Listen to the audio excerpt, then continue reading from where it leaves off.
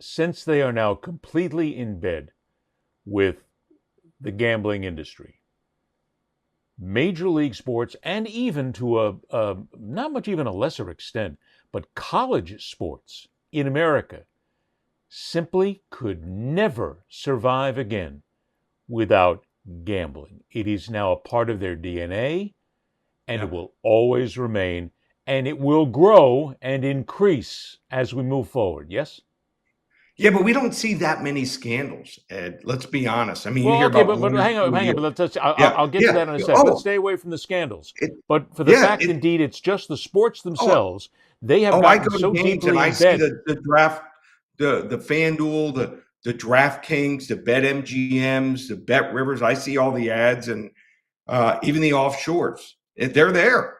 So I do think there's no going back now because there's They too much. can't survive. That's my point. Sports right now, Yeah. especially if you look at things like the NFL and the NBA, there's no way in hell they could ever survive. If you took the gambling out of their sport right now, you would take away billions of dollars in revenue, and they would collapse.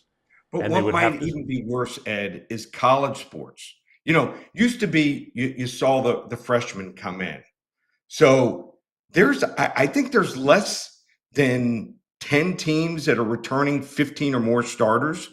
Almost, I think like 80% of the teams have 12 or less starters returning. I mean, there's a bunch of teams that have 14 to 16 projected starters that are transfers from other schools. You have no background with these kids. It used to be when we were in Miami, you saw Warren Sapp. Started off as a tight end.